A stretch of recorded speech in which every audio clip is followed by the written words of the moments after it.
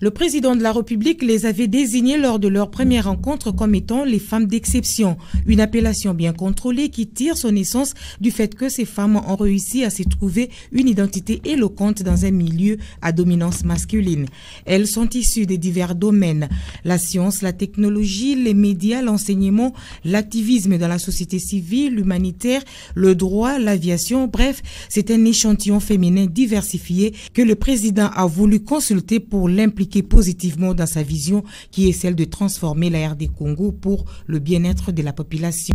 Elles ont réussi à élaborer un plan d'action pour s'y faire. Madame Ami Maudi, coordinatrice du groupe, nous en livre la quintessence. La première chose déjà, c'est un plan d'action sur les mécanismes d'application des lois, des textes, des politiques, des stratégies qui existent pour le développement de ces pays et aussi la Constitution et d'autres lois qui ont déjà garanti en leur sein les droits des femmes. Notre accompagnement, c'est rappeler chaque 3 mois ce qui a été fait, ce qui n'a pas été fait et comment ça doit être fait. Il lui reviendra à lui, au chef du gouvernement et à ses ministres, les gouverneurs ainsi que le gouvernement provinciaux de mettre en application les lois. Connaissant la résilience développée par la femme pour accompagner et maintenir les foyers, surtout durant les 3 dernières décennies les plus difficiles économiquement pour la RD Congo, Félix-Antoine Tshisekedi avait pris l'engagement de consulter ces femmes trimestriellement pour échanger et évaluer le rapport pour leur promotion. C'est ce qui fut fait ce lundi en début de soirée à la Cité de l'Union africaine. Nous ne pouvons pas continuer à être ces pays-là, ces grands éléphants qui dorment et même qui ronflent. Nous osons croire que si le président de la République, comme il nous a promis, il prend en compte ce que nous lui avons déposé comme cahier des charges, nous pensons que la République démocratique du Congo va connaître un autre élan. Le défi du contexte sociopolitique et économique du pays oblige la femme à militer pour la parité à 50-50. Ainsi, il faudra trouver les mécanismes et procéder à la mise en place d'une structure pouvant accompagner cette initiative participative. De nouvelles têtes qui entrent et certaines figures qui sortent de l'hémicycle du Palais du Peuple. L'exercice paraît plaisant selon que l'on se retrouve du côté de ceux-là qui font leur entrée et une pullule amère quand c'est le contraire. Mais hélas, la loi est dure, mais reste la loi. À en croire les statistiques sur la toile, notamment Politico.cd, plus de 25 députés nationaux viennent d'être invalidés par la Cour constitutionnelle. Le verdict a été rendu ce vendredi 7 juin. Ceci dit, de nouvelles figures font leur entrée et la configuration des forces politiques en présence bouge légèrement au bénéfice du Front commun pour le Congo, car la plupart de ces entrants sont issus de cette famille politique. L'impact est plus ressenti au sein du MLC, qui perd 8 députés. L'autre cas illustratif, c'est celui du tonitruant Daniel Safou, lui aussi invalidé. Ajoutez à cela l'actuel vice-gouverneur de la ville de Kinshasa, Néron Mbungu, qui a au moins une branche sur laquelle s'accrocher après cette tsunami. Un processus électoral qui visiblement s'étire en longueur, à l'image peut-être du nombre de candidatures au départ. Des chiffres qui effrayent, plus de 15 000 rien que pour les législatives, et ce, pour seulement 500 sièges. C'est ce qu'on appelle la ruée vers l'or.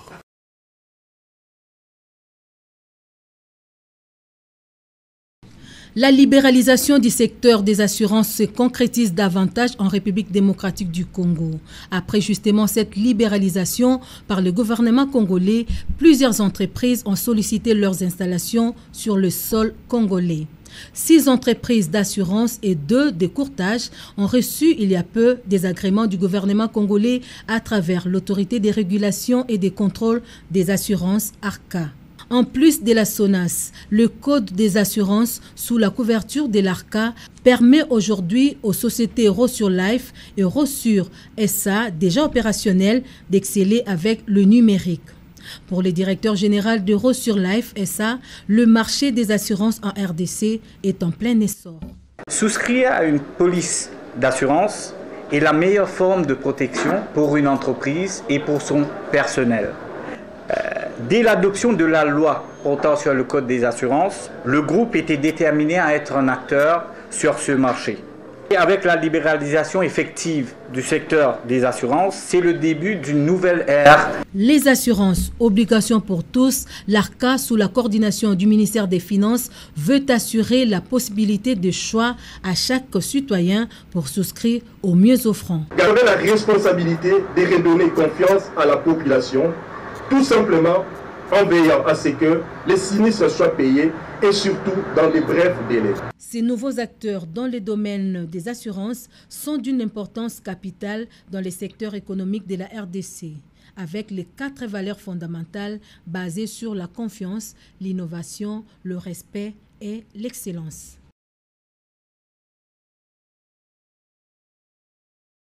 Après 48 heures passées dans le Sud Kivu, à s'imprégner de la situation des femmes et jeunes de cette province, la première dame de la République, Denise Nyakeru Tshisekedi, a regagné Goma par voie navigable. Une fois sur la terre ferme, l'épouse du chef de l'État s'est rendue à l'hôpital Kieshero à la rencontre des bénéficiaires du programme One Stop Center. Ce dispositif, mis en place depuis 2002 par l'UNFPA, assure une prise en charge holistique des victimes de violences sexuelles plus efficace dans les 72 heures qui suivent les faits. Les cas qui arrivent de moins de 72 heures, nous les prenons en charge, c'est un cas d'urgence, c'est-à-dire nous donnons le kit PEP. Il y a 5 molécules parce qu'il y a le pilule du lendemain, il y a les ARV, il y a les antibiotiques, quelques autres molécules. Lorsque les cas arrivent au-delà de 72 heures, c'est-à-dire dans ces cas-là, nous traitons maintenant les conséquences parce que les préventions, c'est déjà dépassé. Ce sont les conséquences maintenant que nous traitons, les IST, les VIH, les grossesses issues du viol, ainsi de suite. Pour préserver la dignité de ces femmes, notre caméra ne sera pas autorisée à filmer l'intérieur de certains locaux où sont logées ces femmes stigmatisées. Cela ne fait aucun doute. La présence de la première dame, Denise Nyakeru Tshisekedi, a été perçue comme une force supplémentaire pour ces femmes battantes de tous les jours. Comme partout où elle est passée, l'épouse du chef de l'État a remis un lot de matériel médical aux responsables de cette structure sanitaire.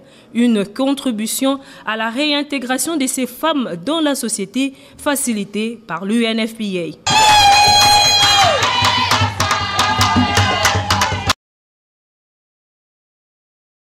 Au deuxième jour de sa mission en République démocratique du Congo, la délégation du FemWise Africa, réseau panafricain des médiateurs femmes pour la région des Grands Lacs, conduite par sa coprésidente Catherine Samba-Panza, a dû travailler d'arrache-pied. Tout d'abord, cette séance de travail avec la mission onusienne en République démocratique du Congo avançait autour d'une table avec un noyau des femmes politiques et de la société civile, en présence de la présidente du comité technique spécialisé de l'Union africaine sur l'autonomisation de la femme et égalité du genre, Chantal Safoulo-Poussa, ministre du genre, enfants et famille de la RDC. Les discussions se sont focalisées sur la participation de la femme dans des cercles de prise de décision. Les grands moments de ces activités ont été également traduits par cette grande rencontre avec les élus femmes de la Chambre basse et haute du Parlement ainsi qu'au niveau provincial. Devant cette bonne fourchette des femmes politiquement actives et d'autres au sein des organisations internationales telles que la représentante de l'ONU Femmes RDC à Wandiaï, la présidente honoraire de la République centrafricaine, a partagé son expérience riche à la tête du pays des Bokassa. Dans le cadre d'échanges d'expériences, nous pensons que cela augure des avancées dans la manière de soutenir les efforts de la RDC pour la promotion des droits des femmes, la promotion de la participation de la femme. On a fait des plaidoyers pour qu'il y ait plus de femmes, mais malheureusement, au moment des décisions, les hommes, comme d'habitude, ils prennent tout ce qu'ils peuvent prendre. Alors c'est comme ça que nous avons dit que ça c'est une nouvelle génération. Voyons comment faire pour créer une véritable synergie pour puiser les autres et surtout les jeunes filles qui s'adonnent à la politique. Pendant cette période critique où nous sommes en train de constituer les gouvernements, donc nous voulons que la femme soit représentée à tous les niveaux et que les 30% ne soient pas des noms, mais que nous trouvons des femmes capables parce qu'il y en a en RDC. Les leaders religieux n'étaient pas en reste. Ils ont également apporté leur contribution à cette problématique. Dans son discours d'investiture, le président de la République, Félix Antoine Tshisekedi Tshilombo, a exprimé son soutien à la promotion de la femme congolaise. Les soucis du chef de l'État est d'impliquer les femmes dans l'ensemble des activités de la vie nationale. C'est dans ces cadres que le staff dirigeant du mécanisme national des suivis, conduit par son coordonnateur Claude Ibalanki, a échangé avec la délégation du comité consultatif de la plateforme de femmes pour la mise en œuvre de l'accord cadre d'Addis Abeba, conduite par Catherine Samba Panza, présidente. Il faut noter qu'à ce jour, le mécanisme national des suivis tient à matérialiser la vision du chef de l'État en priorisant la mise en œuvre de l'accord cadre en faveur de la femme congolaise, comme le précise son coordonnateur adjoint Patrick Mutombo. Nous avons abordé des dossiers qui sont relatifs à la violence faite aux femmes, à la violence basée sur le genre, pour essayer de matérialiser cette volonté et inverser cette tendance afin de placer la femme dans le dispositif de sa participation démocratique à la consolidation de la paix et de la démocratie dans notre pays. En mission de solidarité à Kinshasa, cette plateforme tient à promouvoir la mise en commun des enseignements tirés des expériences des pays de la région du Grand Lac pour faire participer les femmes congolaises dans les postes de décision du pays conformément à la décision 1325 des Nations Unies. Il est normal qu'en mission en République démocratique du Congo, je puisse rencontrer le mécanisme national de suivi de l'accord cadre pour échanger un peu sur les défis qui se posent au mécanisme, sur les actions que le mécanisme mène ou a l'intention de mener, et également de voir dans quelle mesure le comité consultatif de la plateforme des femmes puisse apporter une contribution pour travailler dans le sens de la promotion du genre. Une importante délégation du groupe France 24 RFI séjourne à Kinshasa dans le cadre de la semaine française qui s'ouvre le 12 juin. Les producteurs et présentateurs des différentes émissions, comme Appel sur l'actualité, Légendes urbaines, ont été au contact du Kinshasa Live. On aimerait bien aller sillonner le pays, faute de temps on reste à Kinshasa, mais ce sera voilà, un grand moment de rencontre, de retrouvailles avec les auditeurs de Kinshasa. La dernière fois que je suis venu dans la capitale congolaise, c'était en 2011, donc figurez-vous, beaucoup de choses se sont passées entre-temps et on organise des débats en public pour donner la parole aux Kinois. Il y a des centaines de raisons. Tout d'abord, le fait de vouloir découvrir le pays, le Journal de l'Afrique. Moi, j'y suis depuis 2 ans. On parle tous les jours de la République démocratique du Congo, ou presque, et on aborde beaucoup les questions d'actualité dans le pays. Et quand on est journaliste, la première chose qu'on a envie de faire, c'est d'aller dans le pays, c'est de rencontrer les gens, de leur parler, d'aller à la rencontre de la population, parce que c'est très agréable de présenter le Journal de l'Afrique à partir de Paris, mais il faut aussi venir en Afrique et venir dans les pays qu'on aborde tous les jours. C'est toujours une expérience enrichissante, des rencontres entre confrères et consoeurs dans l'exercice du métier du journalisme.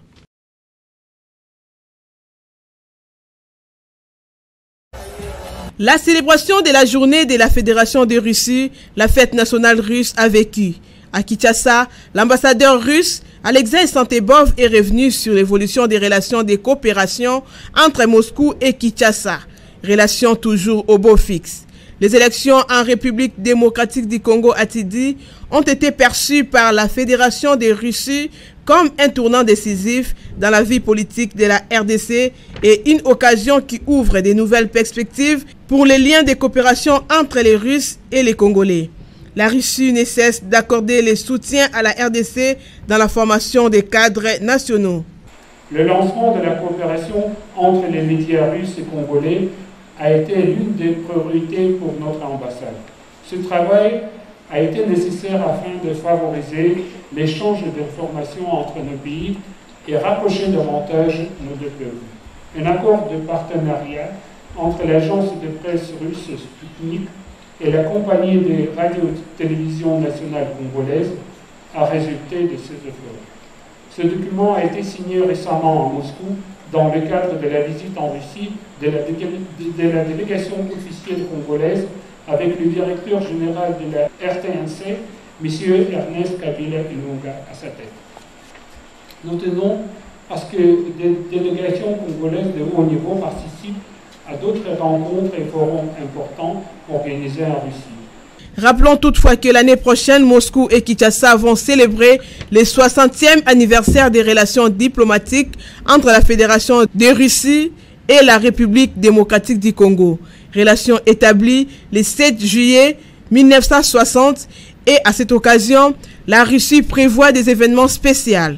Vive l'amitié russo-congolaise. Ils sont venus de toute la province, 300 chefs coutumiers, symboles du pouvoir traditionnel et chefs des terres en République démocratique du Congo. Objectif, rendre hommage à Étienne Tshisekedi Mulumba, mais aussi évaluer la mise en place de la loi sur l'autorité coutumière autour de Mwami Munongo Mwenda Bantu Godefroy, le président de l'Alliance nationale de l'autorité traditionnelle du Congo. Le chef coutumier de la RDC ont voulu témoigner leur soutien au président de la République, Félix Antoine Tshisekedi Tshilombo. Nous étions très ravis que la loi numéro 15 a été promulguée grâce à notre pression inlassable. On était dans la commission et à l'Assemblée et au Sénat pour défendre nos intérêts de nous, les coutumiers. Mais il n'y a jamais de vide et il n'y a jamais eu, comme a dit le prince CG, aucune démission. Aucune. Tout au contraire, nous avançons pour bâtir, pour consolider le pouvoir de l'Alliance et nous, les chefs coutumiers, pour aller de l'avant. Avant de prendre congé de ses pairs, Godefroy Mwami Munongo Mwenda Bantu a rappelé à ses collègues, chefs coutumiers, le respect des traditions et ne pas se faire influencer par le politicien. On nous appelle chef. Il y en a 3, pas plus, et c'est dans la Constitution. La première, c'est la cohésion nationale. La paix, en fait c'est ça, la cohésion nationale c'est la paix. Nous devons œuvrer pour la paix de ce pays à la base. Deuxième point, c'est l'unité du pays. Il ne faut pas que le pays soit divisé par des tentations ou des problèmes, manipulations politiques. Deuxième point. Et troisième point, c'est le développement, rien d'autre.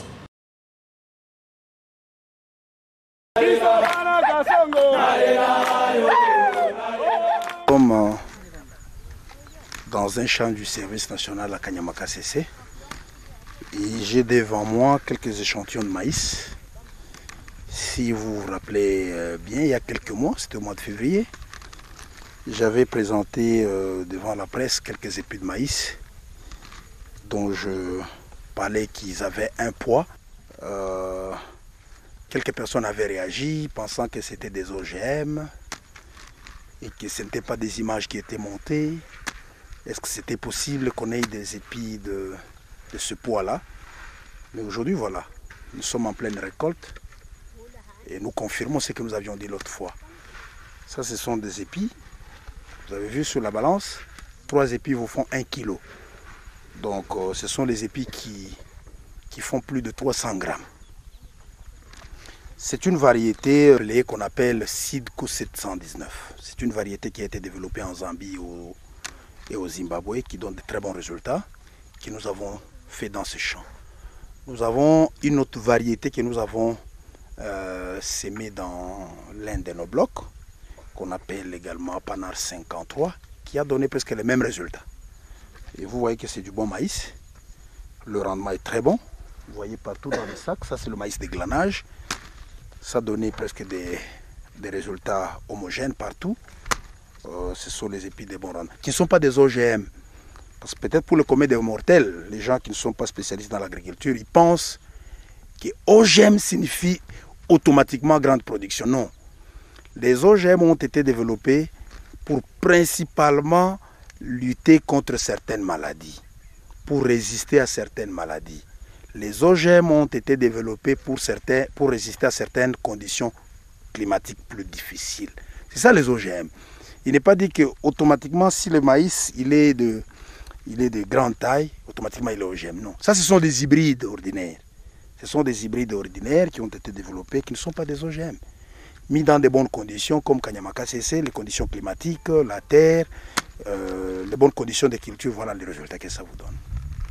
Donc nous n'avons pas envié l'Afrique du Sud, nous n'avons pas envié la Zambie, nous n'avons pas envié les États-Unis. C'est des bons épis de maïs. Et donc, nous avons développé, nous avons cultivé ici le Sidco 719 et le panache. Je ne fais pas la publicité de cela, mais c'est juste pour expliquer au commun des mortels que ce ne sont pas des OGM, c'est des maïs, des hybrides ordinaires à fort rendement. La récolte continue. Vous savez, on a l'idée de la moyenne après la récolte, bloc par bloc et puis sur l'ensemble du champ. Lorsque nous parlons par exemple de 5 tonnes, de 6 tonnes, ce n'est pas une moyenne par bloc, c'est une moyenne pour tous les champs. Donc si vous nous donnez un peu le temps, nous sommes en pleine récolte, vous voyez, les champs sont encore là. Les moments venus, nous vous dirons, mais je pense que nous ne sommes pas loin de ces chiffres. Vous avez vu les épis? Simple calcul. Vous avez un épi de 300 grammes et que vous avez semé 40 000 graines à l'hectare. Faites les calculs. 300 grammes fois 40 000 plantes dans les champs. Vous êtes à 12 tonnes. Mais parce que nous savons qu'il y a aussi des épis moins grands et consorts, et nous pouvons facilement projeter la moyenne de production à 7 tonnes.